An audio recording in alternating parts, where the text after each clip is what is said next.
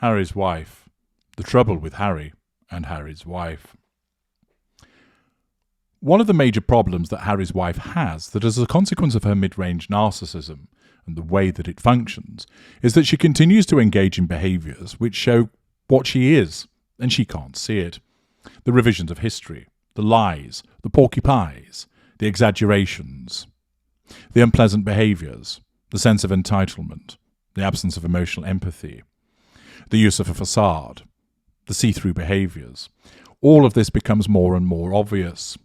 This has resulted in more and more people distancing themselves from her and, of course, Prince Harry as captive of Harry's wife. It means that politicians are reluctant to involve themselves, not wanting to run the risk of sacrificing important votes by being seen with somebody that is increasingly viewed as problematic and toxic. It means that those that have wares to sell, unless Harry's wife fits entirely with their agenda, they're backing away, wishing to play safe.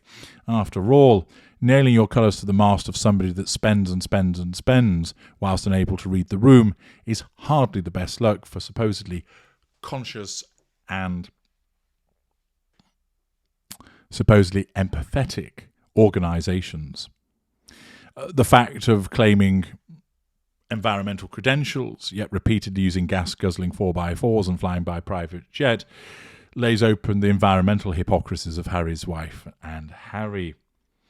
The fact of preaching about being kind to other people whilst not being kind to members of their families also shows that further hypocrisy. And more people are identifying her behaviours, calling them out and exposing them, even when it might be done in a very clumsy way, as Jeremy Clarkson did, or in a more forensic appreciation of not wanting to have anything to do with them, as Jacinda Ardern did. The A-list have turned their back upon them.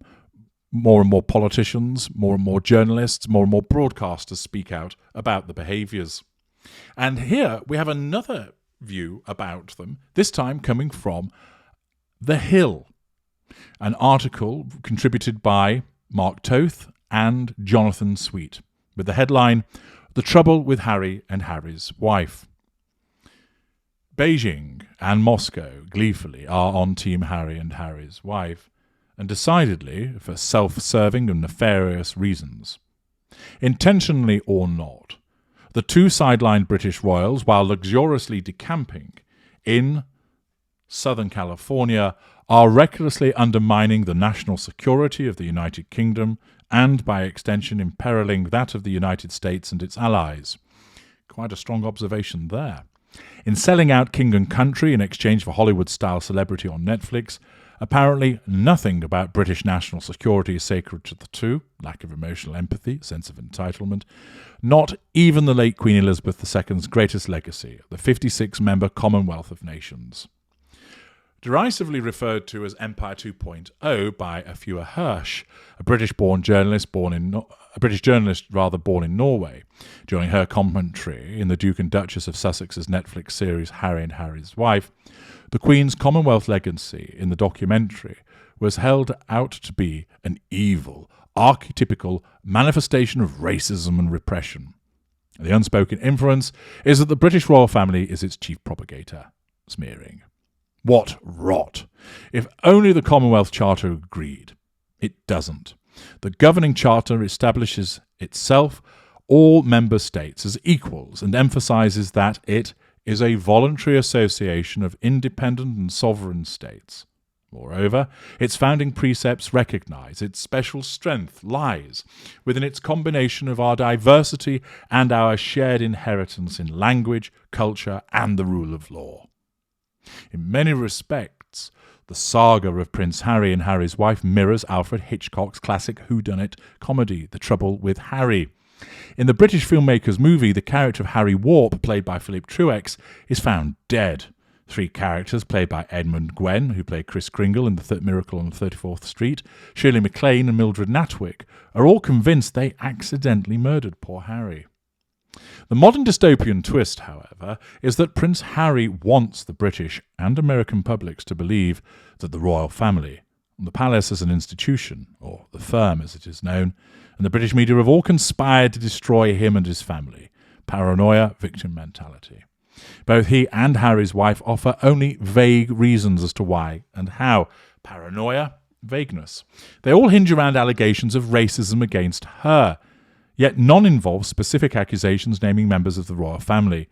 Vagueness. In the Duke and Duchess of Sussex's version of Hitchcock's dark comedy, each of the three prime suspects they disingenuously contend is responsible for their royal fallout and demise should accept they are racist in every regard, proven or not, and admit fault without the benefit of facts, evidence, trial, or a jury. Such an observation, of course, is typical of the way that a narcissist behaves. The allegation is made, doesn't matter whether there's any evidence behind it, it's made, it's reality in the narcissist world. It would be comical if the real-world implication of Harry and Harry's wife's tantrums were not as serious and far-reaching as they are in reality, especially in a world where the West and its notions and ideals of neoliberalism are under assault by Russian President Vladimir Putin in Ukraine and by Chinese President Xi Jinping, among others. As is, the Commonwealth is under existential attack by Moscow and Beijing, and East, Central and Southern Africa are at most at risk. Both dictatorships offer worldviews fundamentally and diametrically opposed to the West. China believes in totalitarian democracy, wherein citizens are the masters of the country, but the Chinese Communist Party is the master of the people. Putin espouses an autocratic, multipolar world forged by military invasions and sham referenda. One prong of attack, especially by China, has been to buy up the Commonwealth, a high-stakes hostile takeover, if you will. Since 2005, it has pumped £685 billion of Chinese investment into Commonwealth nations. Beijing's largesse, however, comes at a steep cost. They have coerced numerous Commonwealth states into supporting Beijing over London when it comes to critical votes on resolutions at the United Nations. 10 Commonwealth members sided with Beijing over London in 2020 during a Human Rights Committee vote on China's Hong Kong national security law. Putin has also benefited from his strategy of heavily involving the Wagner Group in Africa as a mercenary force for hire. Early on in March, 51% of African countries, barely a majority, voted to condemn Putin's special military operation in Ukraine. 5 Commonwealth members abstained, including Mozambique, Namibia, Rwanda, South Africa and Tanzania. If Harry and Harry's wife failed to understand this growing threat to the Commonwealth at the outbreak of the war in Ukraine, then by October neither had any excuse to be presently in denial about the extent of Beijing and Moscow's growing influence on its member nations. In October, after Russia annexed Donetsk, Kherson, Luhansk and, alarmingly, 10 Commonwealth countries abstained. Most egregiously, however, is Prince Harry's evident failure to understand the largely symbolic yet very real role his father, King Charles III, plays as the head of the United Kingdom's military forces, given the threat to the Commonwealth is not merely political or economic, but an ever-growing military one as well. In addition to Russia's Wagner Group conducting mercenary operations throughout Africa, China is steadfastly, militarily encircling much of the Commonwealth in Africa and in the Pacific. Beijing is accomplishing this encirclement vis-à-vis its Belt and Road Initiative, such as building deep-water port in Lamu, Kenya, and developing the Lamu Port South Sudan-Ethiopia transport corridor. China is also reportedly building a military base in Tanzania, expanding its military base and naval capacity in Djibouti, in East Africa, and planning more military installations. Given Moscow's and Beijing's designs on the Commonwealth and Africa in particular, Harry and Harry's wife's ratings Empire 2.0 publicity stunt for their Netflix documentary could not come at a worse time. Yes, Team Harry and Harry's wife undoubtedly will argue, as some already have, the two could have served as much-needed ambassadors to Africa. But that revisionist theory, it appears they were never keenly interested in the role. That's, of course, it's not seen as glamorous by Harry's wife. Further, by Harry and Harry's wife amassing personal wealth in America, by some estimates, more than $150 million for the Netflix series alone, and doing so by attacking the Commonwealth as Empire 2.0, they are crassly jeopardizing global economic alliances that accounts for nearly 10% of the United Kingdom's total foreign trade. Somewhere along the way, Harry and Harry's wife replaced king and country with bling and sundry. Poignantly, at Queen Elizabeth's funeral, a hymn was played entitled "Who Among Us Shall Separate Us?" Moscow and Beijing are betting on that answer, in part being Harry and Harry's wife, especially in terms of fomenting racial divide in Africa. It undermines not only the United Kingdom, but also the strength of its military and economic partnership with Washington, and as a result, US national security. In The Trouble with Harry, spoiler alert, it turns out that Harry died of natural causes. No one murdered him.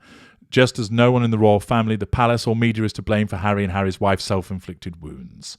Ironically, one of the young supporting actors in Hitchcock's comedy was Jerry Mathers, later of Leave It to Beaver fame. In that vein, leave it to Harry to have messed up this badly, no doubtly with Harry's wife leading him every step of the way.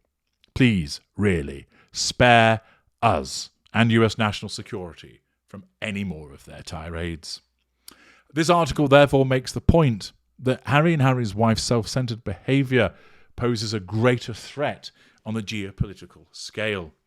Of course, talking about her in such terms would almost arouse Harry's wife to think that she's so important. But it also shows a different complexion to their behaviour, and one that these authors believe is extremely serious and that people should have regard to. I'm H.G. Tudor. Thank you for listening.